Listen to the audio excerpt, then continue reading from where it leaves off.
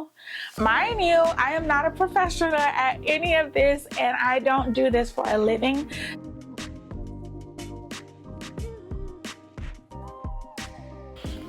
Hi guys, welcome in and/or welcome back to my channel, home of Christy T. I'm Christy T, interior designer, content creator, and lover of all things home, decor, and DIY. In today's video, we are back for part 3 of this bathroom transformation, and so let's just get started. Now, if you checked in with us last week, then you know that we finished gutting the bathroom, and by gutting, I mean that we finished removing the plumbing, the sink, the countertop, and the popcorn ceilings. If you already haven't checked out those videos, I highly recommend you go over and check them out. I will leave them linked up here for you guys if you want to go check them out, as well as a link down below. So now that everything was gutted, it was now time for the design. Now, I created this design over in Canva, and I want to walk you through what the plan is for this bathroom. So over in Canva, like I said, this is where I created the mood board for this bathroom. Now this is a smaller bathroom, so there wasn't much to do as far as design wise, but I want to go over some of the details that we will be including. So starting with number 1, we are looking at the marshmallow color that we'll be using for the walls. Now this is a color by Sherwin, and it is perfect for interior and or exterior, but I decided that this would be the perfect shade of white, if you can't tell already that it is white, because of the vintage style that my mom kind of wanted in her bathroom.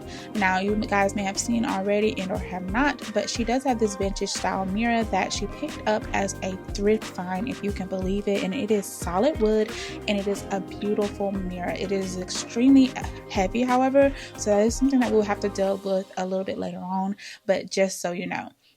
Now the other thing that we'll be doing in this bathroom is the second paint color, which we're going to be using for the lower cabinet / vanity, and it is this beautiful color called Chelsea and Mauve. Now this is a color also by Sherwin, also great for interior and or exterior, but I think that it is the perfect combination with the countertop that we decided to use it for this bathroom. Now this is a laminate countertop, i.e.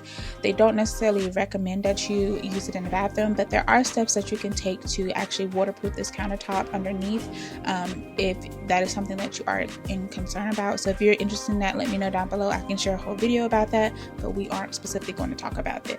But this is the countertop that we chose to use. If I can find the code for this, I will leave it down below for you guys. But as you can see, it picks up the beautiful tones in the marshmallow paint as well as the Chelsea and Mauve paint. Now the other details that we'll be adding in this bathroom are this beautiful vessel circle sink. Now my mom really wanted that kind of luxury hotel vibes in her bathroom, so that is why we decided to go ahead and do that, as well as gold, brushed gold or bronze fixtures or finishings, such as the hardware for the sink, the shower head, the curtain rod. Those are just things to kind of help play off this beautiful vintage mirror, like I said, that she has. And obviously she really wants that nice mood and cozy feeling, so obviously we're going to add candles and greenery. But the other thing that we will be doing in this bathroom is adding drapery for her shower. Instead of a standard shower curtain, this is a really cool interior design trick that you can use, is to use actual curtains that you would use like in your living room or anywhere else in your house in your bathroom, and it's really just going to give it a luxe feel and make it feel a lot more special.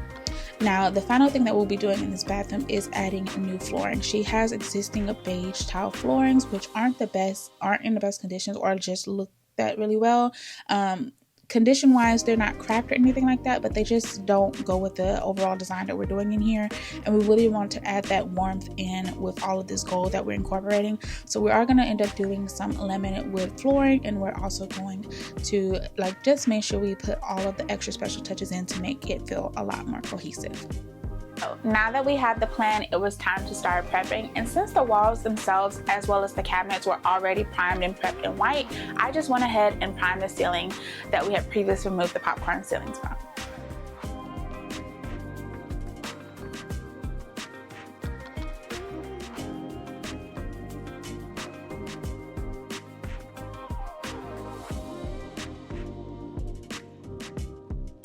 So now that the ceilings were primed, we had previously picked up this beadboard panel from Home Depot. This came in an 8-foot sheet, and we really wanted to create a feature wall in this bathroom, as you saw from the design plan. Since it is such a small bathroom, we wanted to give it that wow factor that really kind of drew your eyes in and help you to just really kind of enjoy the entire space as one. Now that we have everything ready, I already have one of my beadboards cut here, and the other one is here, which is kind of blocking the light, so hopefully you guys can see very well. but I'm going to be using liquid nails for boarding and batting, obviously, to attach this to the wall, as well as finishing nails with my nail gun to make sure it just stays in place, obviously, while it's drying, and also just for a little bit more stability throughout the project. So I'm gonna go ahead and put this and put this in. So you'll notice two things about this bead board. One is that we chose to have it in a vertical position.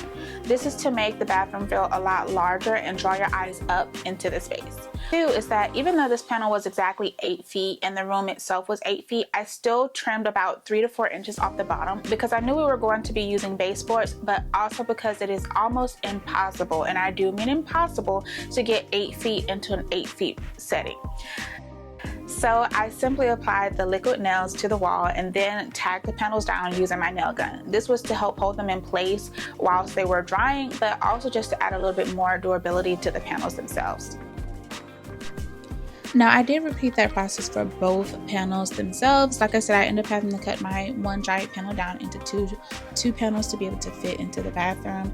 But if you wanted to do this as a renter-friendly way, I would say that you can use the command strips on the back of this, similar to how I did my living room wall slat panels. I used the Velcro command strips on the back. It's just a little tip that I've seen a few DIYers do. So if I can remember the exact videos that I watched, I will leave them a link down below for you guys. But if not, you can go ahead and check out my living room makeover video, then you can see how I attached the Velcro command strips to do that project.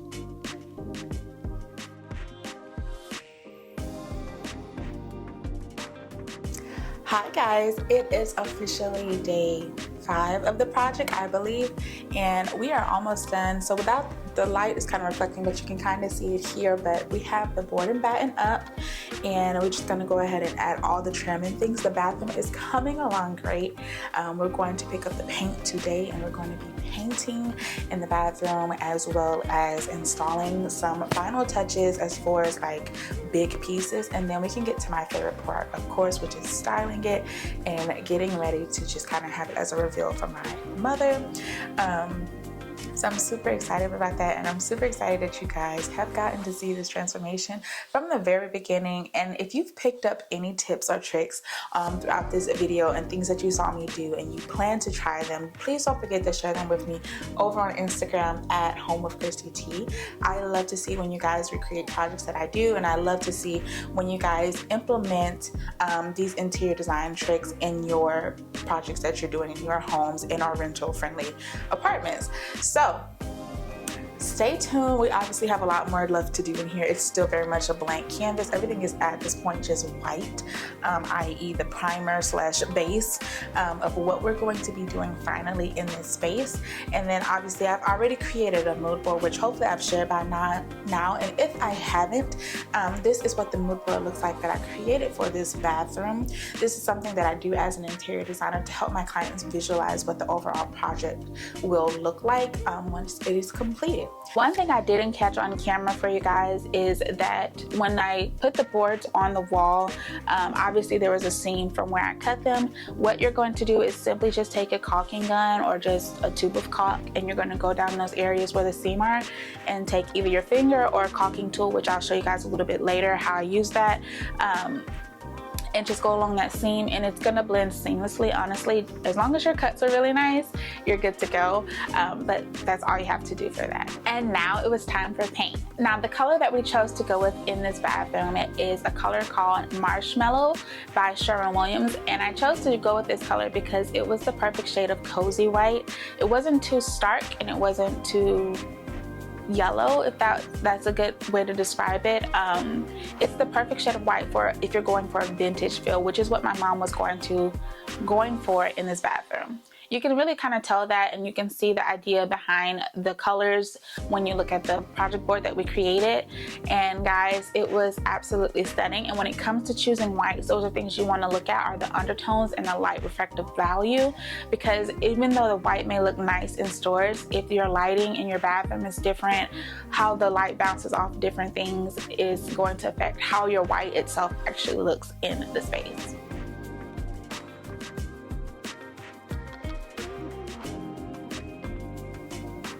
And you can see that a little bit here where I show you guys about how the primer white versus the marshmallow white that we put on top, you can see that the primer white versus the marshmallow looks a lot grayer here in comparison, and it even has kind of a blue undertone with it. So that's something, like I said, you want to consider when it comes to choosing whites to go in your space. Okay, so we are back. It is officially technically another week, and we are finishing up this bathroom project. I really thought I could accomplish this a lot quicker, but we are working and we're working and we're working. So right now I've already gotten the countertop installed. It's not glued down just as of yet, but we're gonna go ahead and cut the holes for the sink as well as the faucet that's gonna be going in here. I will show you guys what that looks like. I ordered these from Amazon, and I will be leaving all of the details linked down below. If you'd like to purchase this faucet for yourself, it is the perfect shade of gold. So we're gonna go ahead and get both of those installed today. So let's just get started. So I'm using a drill with a drill bit because I didn't have a Forstner bit or a hole cutting drill bit with me, but this is another way that you can do it. So I'm gonna be drilling a hole for my jigsaw to fit into and then cutting around it. I've already traced the hole where the drainage is gonna go. So drill, then cut with the saw.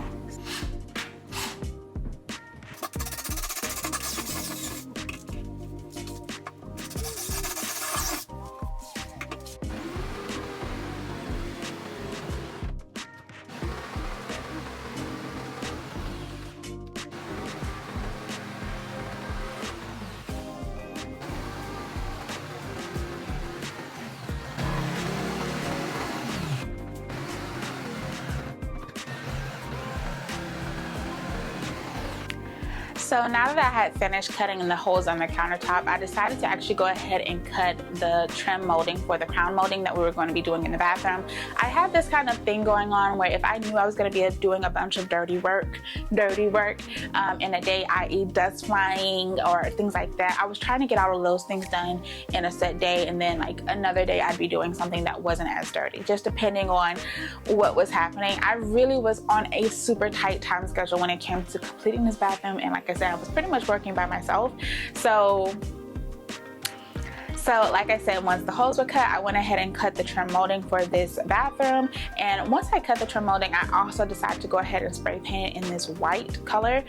We wanted it to kind of have a little bit of contrast from the marshmallow color that was on the walls and ceiling. So we did go ahead and paint them in just like a simple white primer color.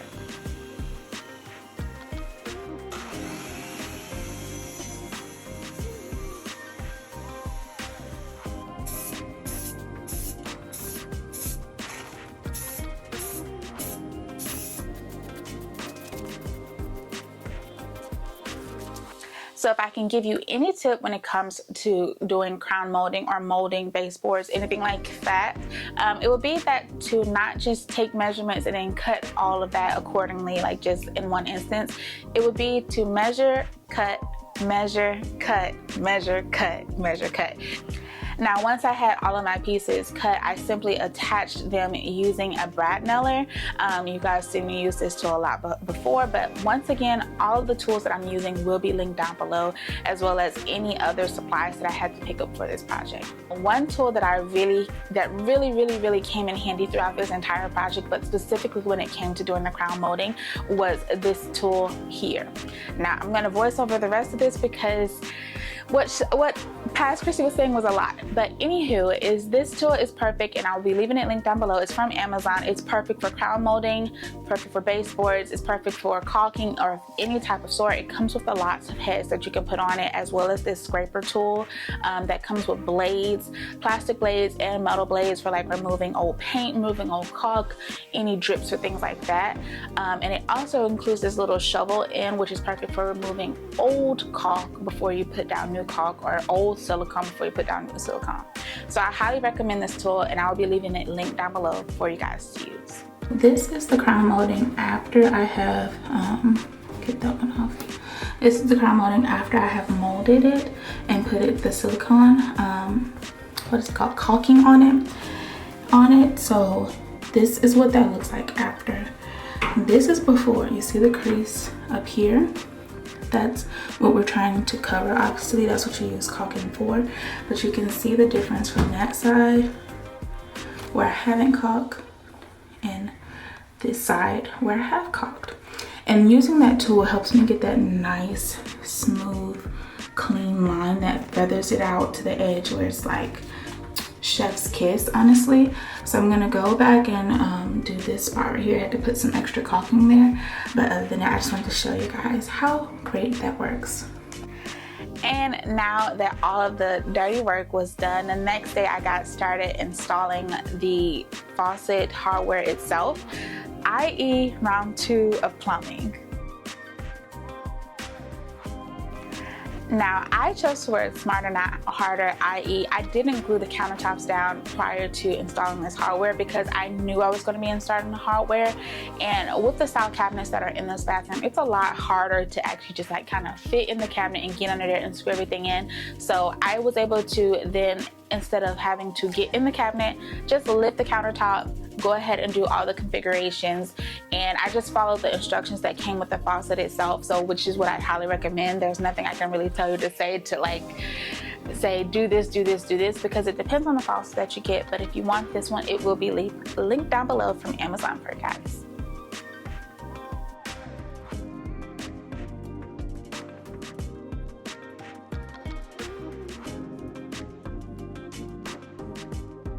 Now, after I had to install all of the hardware and the tubing that is attached to the faucet hardware, then I went ahead and with the liquid nails again to glue the countertop down to the vanity itself.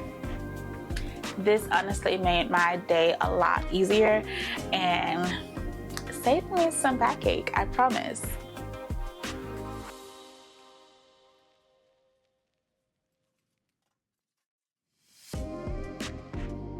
Now, after I had this countertop glued down, I did go ahead and place weights on those just to kind of give it a little bit of added pressure, but I went ahead and started to install the sink. I had to use a special silicone adhesive to attach the sink basin to the countertop. Now, once again, if I mentioned it in this video or the previous videos, this is a countertop mounted basin sink or vessel sink, which is a special kind of sink basically that sits on top of the countertop. You see it a lot in luxury hotels or things like that. And if you want to get something like this, I picked this up from my local home hardware store that was in Alabama. But if you want something like this, I will leave a few linked down below on Amazon and or a few websites that I would highly recommend if you wanted this similar look. And once I had the sink installed, I actually decided to finish up the day by going ahead and painting the base cabinets in the Chelsea Mauve color.